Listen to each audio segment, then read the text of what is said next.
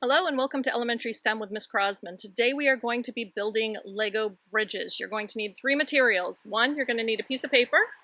Two, you're going to need some Legos. And three, you're going to need some weights to test your bridge. I'm going to be using rocks today. Now I have this challenge set up a couple different ways. With my kindergarten students, I take a sheet of paper and I rip it into quarters, and their goal is to build a bridge that crosses over but does not touch the paper. The paper is going to represent the water.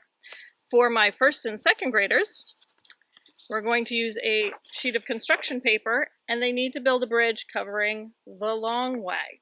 So their piers can only be on the edges. They cannot touch the water in any way.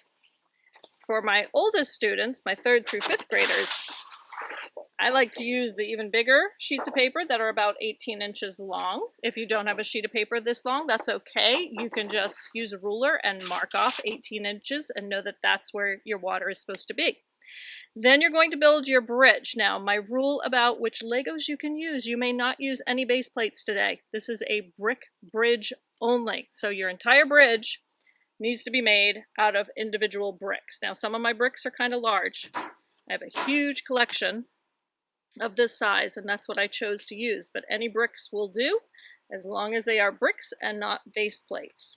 So our rules for today's bridge building: number one, you can only use bricks, no base plates.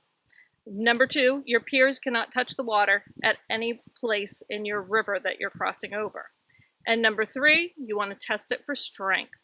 You have to stop testing when your bridge touches the water or collapses. Now, once I have my bridge built, I'm going to test and first make sure that no part of my bridge is touching the water in any way, shape, or form.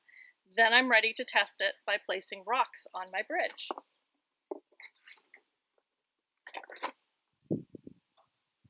We start in the middle, because that's going to be the weakest part of your bridge.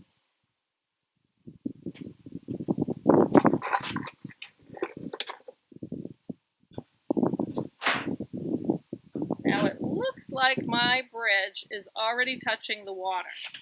And if I want to test this, I can take another sheet of paper and see if I can easily slide this underneath. And if I can, it's okay. But right now, mine is getting stuck right there. So I know that my bridge is touching. So my successful bridge only held 2 rocks. Now my bridge only held 2 rocks, and I'm kind of disappointed in that because I've seen students do this project before, and I've seen that we can do a lot better than that. So I'm thinking already about how I might be able to improve this bridge. And first I noticed that where it broke was right in the middle, this bottom row. So maybe having a third row of bricks might make it stronger, or maybe instead of just 1 brick wide, if I had a bridge that was 2 bricks wide, that the bridge could support more weight. So I've got a few other ideas I'm going to try before I call this challenge done. Now, there are a couple good books that go along with this lesson. The first is The Three Billy Goats Gruff.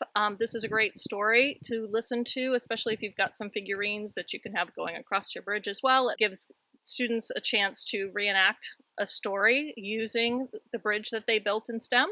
The other is 21 Elephants, which talks about the need for a strong bridge that 21 elephants are going to cross. So I'm going to link read-alouds to those stories down in the description box below if you want to check those out.